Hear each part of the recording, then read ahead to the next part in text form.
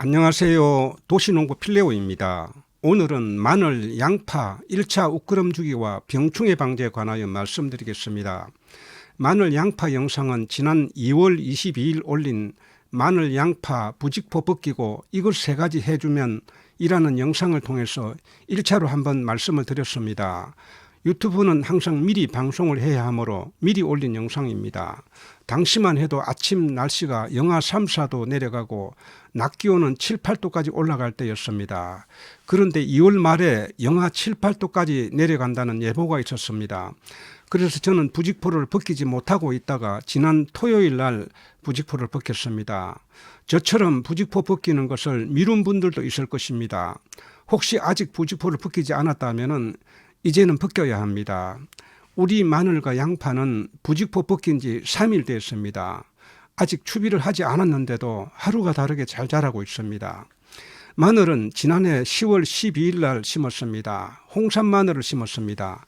그 전에는 집에서 먹던 난지역 마늘을 중부지방에서 심었더니 겨울에 많이 죽고 병충해도 많아서 성과가 좋지 못했습니다. 그래서 지난해는 홍산 마늘을 준비해서 심었습니다.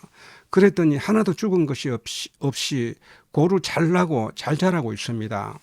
양파 역시 그동안에는 품종을 알아보지 않고 시장에 나와 있는 것을 그냥 사다 심었습니다. 그랬더니 겨울을 나고 나면은 얼어 죽는 양파도 많았고 작황도 좋지 못했습니다. 그리고 저장성도 좋지 않아서 먹다가 썩는 양파도 있었습니다. 그래서 마늘과 양파 품종에 관한 공부를 많이 했습니다. 그래서 올해는 마늘과 양파를 국내에서 개발한 홍산 마늘과 양파는 비스트와 킹콩이라는 품종을 심었더니 벌써 이렇게 많이 자랐습니다. 우리 마늘과 양파는 미끄럼으로 퇴비와 비료를 넣고 심었습니다. 부직포 덮기 전에 아쿠아칼2라는 영양제를 주고 덮었습니다. 부직포 속에서 조금 더 자란 것 같습니다. 그렇지만 현재 거름 성분은 거의 다 소진되기 때문에 추비를 해야 합니다. 양분은 마늘과 양파가 그동안 흡수한 것도 있고 눈비 등에 용탈되어서 현재는 거의 다 소진된 상태입니다. 따라서 이 시점에 우끄럼을 하고 생육 촉진과 뿌리 활착을 위해서 영양제를 주게 되면 폭풍 성장을 합니다. 마늘이 이렇게 성장하는 동안 병충해도 피해를 입힐 수가 있습니다. 따라서 병충해도 방제도 이 시점에는 꼭 해야 합니다.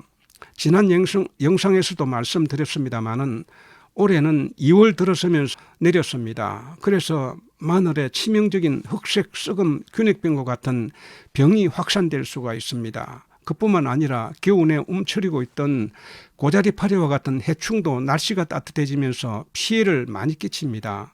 따라서 이 시기에 병충해 방제를 해야 그동안 애써 키운 마늘과 양파 계속 잘 가꿀 수가 있습니다. 추비하기에 관하여 말씀을 드리겠습니다. 1차 추비는 저는 마늘과 양파 추비 전용으로 나오는 유니칼슘 비료를 사용합니다. 유니칼슘에는 일반 복합 비료에 없는 칼슘 성분이 많이 들어있어 마늘과 양파를 튼튼하게 자라게 합니다. 오늘 오후부터 비가 온다고 해서 마늘, 양파 1차 추비를 하려고 나왔습니다. 지금 1차 추비를 할 그 비료입니다. 복합 비료입니다. 지금 유니칼슘이라는 비료입니다. 앞으로 칼슘이 무려 17%가 들어있습니다. 일반 복합 비료에는 들어있지 않는 칼슘이 이렇게 많이 들어있기 때문에 마늘이나 양파뿐만 아니라 다른 작물에 우끄럼으로 줘도 작물이 이렇게 튼튼하게 자라고 특히 과채소 같은 경우에는 달고 맛있는 그런 실과를 맺게 됩니다. 그래서 1차부터 3차까지 이렇게 지금 주게 되면은 마늘이 이렇게 튼튼하게 자라게 됩니다. 작물이 튼튼하게 자라면은 웬만한 병충해는 이겨내는 것을 볼 수 있습니다. 이 시기에 질소 성분이 많이 든 요소 비료와 같은 비료를 많이 주면은 웃자라서 병충해의 표적이 될 수가 있습니다. 만약 유니칼슘 비료가 없다면은 시중에서 판매하는 복합 비료를 주어도 괜찮습니다. 참고로 마늘은 보통 추비를 3차례 정도 합니다.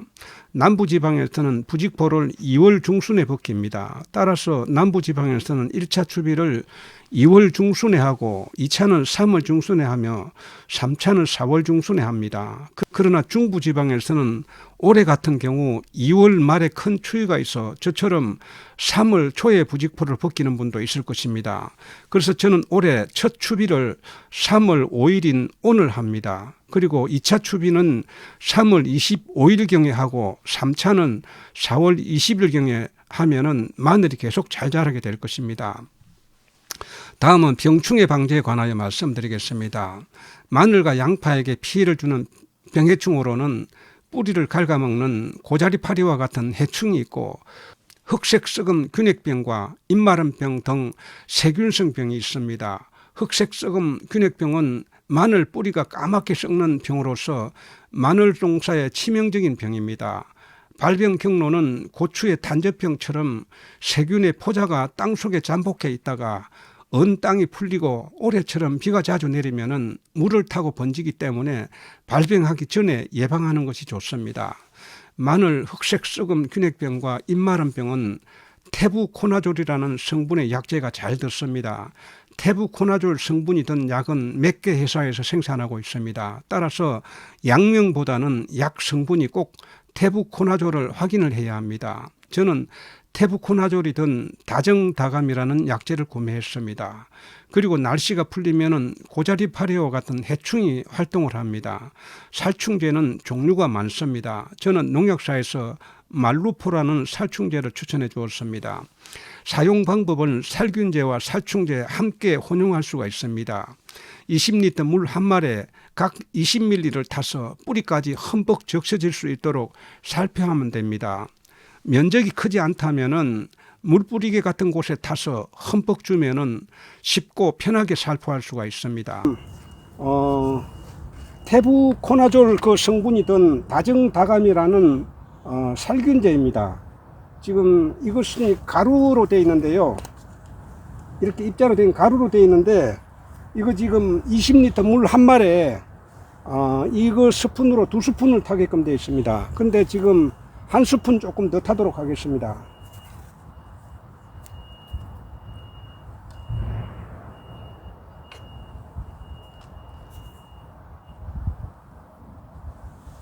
고자리파리 잡는 말루포라는 살충제입니다.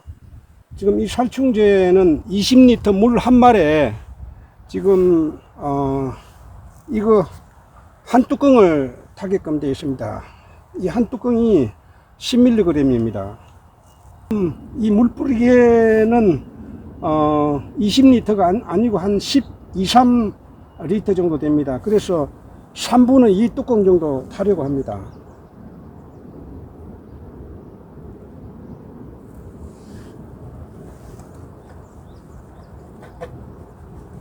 해야 됩니다.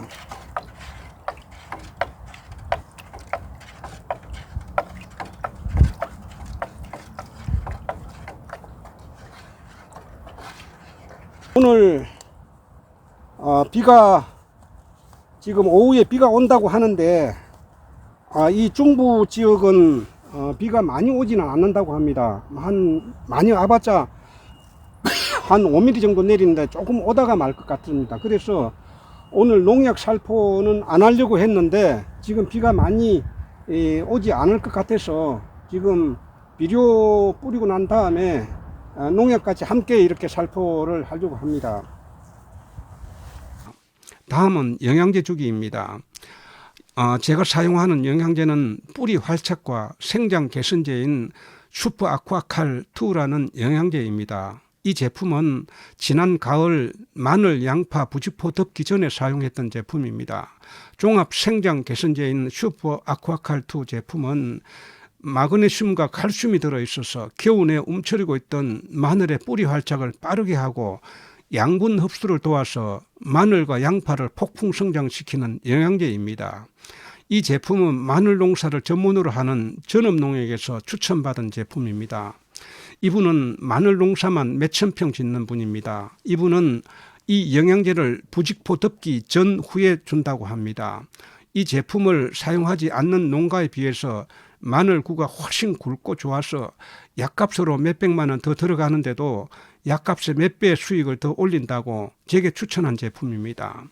소량으로 마늘 농사를 하시면서 부담이 된다면 꼭 이 제품은 사용하지 않아도 됩니다. 그러나 살균제와 살충제는 꼭 사용하시기를 권합니다. 그래야 온전한 마늘이나 양파를 수확할 수가 있습니다. 오늘은 마늘과 양파 첫 추비하기와 병충해 방제에 관하여 말씀을 드렸습니다. 올해 여러분들이 가꾸는 마늘과 양파 대풍을 이루시기를 바랍니다. 지금까지 시청해 주셔서 감사합니다. 도움이 되셨다면 구독과 좋아요 부탁드립니다.